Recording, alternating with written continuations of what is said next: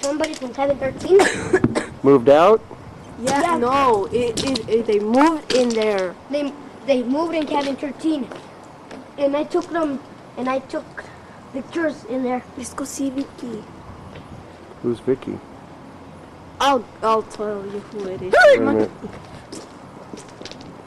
And that's my camera. Nobody steal it, okay? We should go see Cat.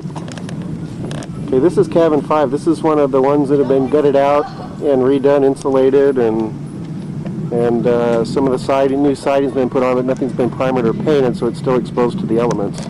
It's a wonderful. Okay, here's cabin number 7. It's light and airy, has a nice breeze going through it. Oh, it's a little bit dirty, but that's okay. We'll find somebody to live here. Whoever wants to live here, but they just got to fix. That's right. Okay, bye-bye. So this cabin sleeps 6 people, but there's only 4 bunks in here. Let's take a look at this roof up here, kind of get an idea of what that looks like. Tripping up. This cabin has running water inside. We better charge them more for rent. And this is the kitchen area. See, the rats get in The there. majority of the cabins on the inside look like this. There's 5 cabins that don't, but the rest of them pretty much do. First inspection. Okay, this is cabin 10. A family just moved out of here because of the severe cockroach infestation. They refuse to live here anymore. You can see there's cockroaches just about everywhere in here. See them up here on the walls. These cockroaches are prevalent all over in the camp, in almost all of the cabins, and this situation is not being addressed. Again, this camp just passed inspection. There was a family of 7 living in here, mom and dad and 5 kids. And you can see there, the place is just absolutely infested with cockroaches.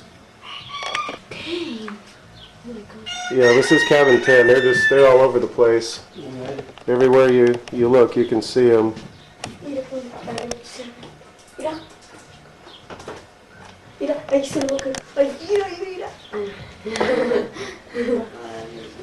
The structures that are holding up the beds are very old and not safe. The mattresses are extremely dirty. And there are clean mattresses available, but they're not being distributed in the camp. Y la cocina, Joe. And this is the kitchen area. The refrigerator doesn't work. This is the floor behind the refrigerator. A little bit torn up. Okay, this is cabin number 9. You see the floor is pretty much coming up and ripped up. Some of the wood was just replaced in here, but it didn't do a lot of good. The kitchen area of number 9. Also here in number 9, you can see that here we are at 5 o'clock in the evening, and this place is also infested with cockroaches, as is most of the cabins in the camp. And there's people living in here. Again, these mattresses are pretty filthy dirty when there are new mattresses or mattresses in good condition up above the community center in the barn. Okay, here we are outside cabin 4. On the outside you can see the exterior plywood is pretty disintegrated along the bottoms. And this one particular block right here that's holding the corner of the building up is, as you can see, pretty slanted and sitting there pretty precariously, and could be quite dangerous if it got bumped by a car. In the camp, there's supposed to be a water spigot every so often, and most of these are capped off because the drainage system for all of these is inadequate and more often than not plugged up and inefficient. Okay, here's the inside of the door in cabin 4. You can see the electrical service is just hanging there. You can get your fingers in there quite easily and chance to get electrocuted. Again, this camp just passed inspection. This linoleum is also pretty tattered. This is cabin 1. The only window that it has is broken, and so they've boarded it up from the inside, and no screen. Okay, this is the refrigerator in cabin number 1. As you can see, it's a little on the old side. They say that it barely functions, and you can see the array of cabling for the electrical that they have all over. The linoleum also is pretty old and ripped up. You can see there's holes in the wall. This is a cabin that's lived in during the winter and no insulation, and holes in the wall where the air can come through. This is a kitchen area. Okay, here we are in cabin 51. You can see the floor in here also is quite old and getting torn out. And if we look up at the ceilings, we've got big holes in the sheetrock. This is one cabin that has been insulated and sheetrocked. But it still needs a little bit of work. There's another big hole in the insulation. And again, almost all of these cabins are really infested with cockroaches. Cabin 50, you can see almost all of these doors have huge gaps underneath them, and it's really difficult to keep warm in the winter. Here's cabin 48, and we can see the same thing here. There's huge gaps under the doors. Very, very difficult to stay warm. Start with the next stall, no toilet paper. Fourth stall, no toilet paper or toilet paper dispenser. One more stall that's got a toilet paper dispenser but no toilet paper.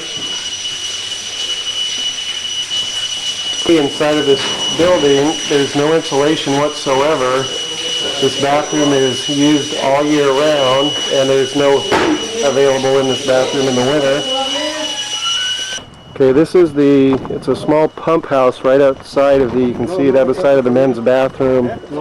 There's sandbags in this because the pump fails frequently and it spills raw sewage. That's why there's sandbags to keep the sewage from coming out. And the sewer comes down this way and goes right underneath cabin 46 there, and also right underneath cabin 45.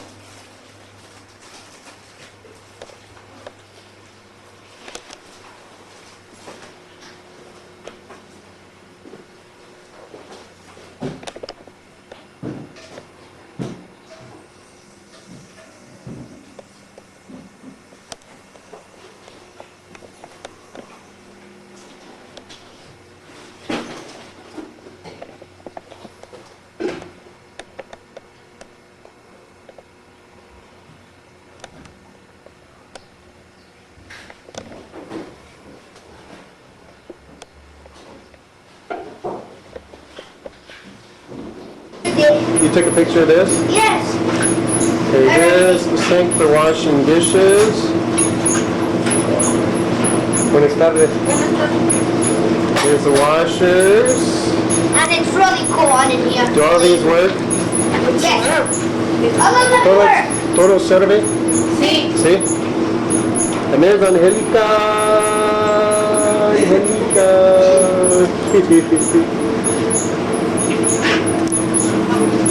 Now it's my turn. It's my This is the dryer, and this is the hot water heater that was put in by donated by the Tiger Church of God. Here's where the both of them. here's where the laundry room